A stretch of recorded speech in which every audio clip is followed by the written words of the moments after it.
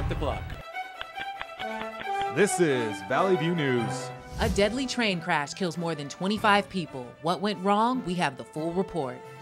Lehman Brothers goes bankrupt and Merrill Lynch is sold to Bank of America. And Hurricane Ike victims are surveying the damage today. Hundreds of buildings destroyed. Good evening and welcome to Valley View News. I'm Desiree Reyes. And I'm Nikhil Dewan. The National Transportation Safety Board is investigating the horrific head-on collision between two trains in Chatsworth. Metrolink spokeswoman has since been forced to resign, having prematurely said that the collision was due to human error. Mayor Antonio Villaraigosa rode with Metrolink commuters in Southern California, reassuring them that the trains are still safe. 26 people died in the crash. We have two reports from Valley View reporters Rosanna Wu and Simone Luker. The nation's deadliest train crash in nearly 4 decades has left more than 20 people dead and hundreds more injured in Chatsworth. The head-on collision was between a southbound freight train and a northbound Metrolink, which was carrying more than 200 passengers to Moorpark. The crash occurred at 4:23 in the afternoon on September 12th, and soon after, firefighters were called to the scene. A Metrolink spokeswoman has confirmed that the crash was caused by human error. The train engineer ran a red signal, which most likely caused the two trains to crash. Usually, a northbound train would pull into a rail siding to allow a southbound train to pass.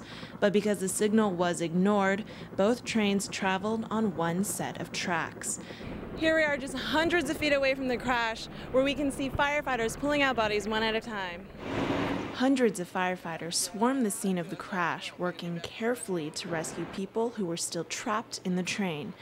At this time, hours after the initial crash, 10 fatalities had been confirmed, with the death toll expected to climb higher. Passengers who were injured were taken to a triage center set up near the crash site. Those who were critically wounded were taken in ambulances and helicopters to every nearby trauma center. Areas surrounding the crash site were taped off in order to keep the public away from the scene. Valley View News' Simone Luker spoke with onlookers in the Chatsworth community. Bystanders wait frantically on the corner of Andorra and Owensmouth in Chatsworth as they wait to hear news from their loved ones. One mother called her son continuously. Another woman was comforted having not heard from her husband, who was on Metrolink 111. As many as 8 helicopters circled above the accordioned train cars. Firefighters and police arrived at the scene approximately 10 minutes after the train derailed, which caused terror and carnage. David Kaiser says he heard the two trains collide. It was loud, and it just sounded like kind of like a pop, and then you instantly almost you saw and heard sirens and helicopters kind of just like getting to the scene. Firefighters say when the trains collided, 3 plumes of smoke filled the air, and the trains looked as though they were tin canned together. Generous people in the neighbourhood brought water to those helping with the search and rescue. Everyone was rushing here, and we heard a lot of family members were on the train. Among the 23 dead was police officer Spree Desha. Officers at the scene formed lines, stood at attention and saluted in silence. The ties, the concrete ties, they're just exploded up there. John Zedekis says the wreckage is heartbreaking. It's very tragic. It's sad. It's going to be very sad. In the Chatsworth community, Simone Luker for Valley View News. On Saturday, the morning after the crash, it was revealed that the death toll had reached 23 and was expected to climb higher. Police and firefighters were still at the scene the morning after, continuing to search for bodies and clear debris. Bulldozers and cranes were brought in to separate the trains so firefighters would be able to find more bodies, as well as start investigating on exactly what caused the crash.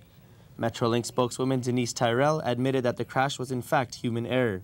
She explains how Metrolink came up with that conclusion. We have a number of programs that we can evaluate, including the signal systems themselves, as well as we have a recording of everything that goes on in the dispatch office, and our own investigation underway. And of course, you know, had that employee when two trains are in the same place at the same time, somebody's made an awful mistake. Had that employee A fire department public information officer says that the impact of the crash affected the way they were recovering bodies. Now we're just in the process of going through a thorough continuing medical, but mostly a body recovery. If you just heard from Metrolink, they took full responsibility for what took place. And based on that, because the way it was impacted, it is accordion now, where everything is compressed, severely compressed. So it's difficult for our USAR resources to be able to get inside there.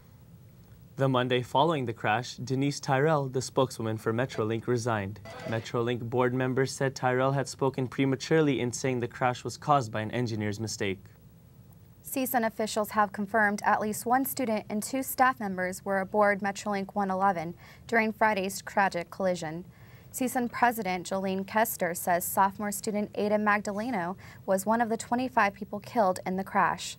Her sister Gabriella says Ada was a straight-A student whose dream was to become a social worker.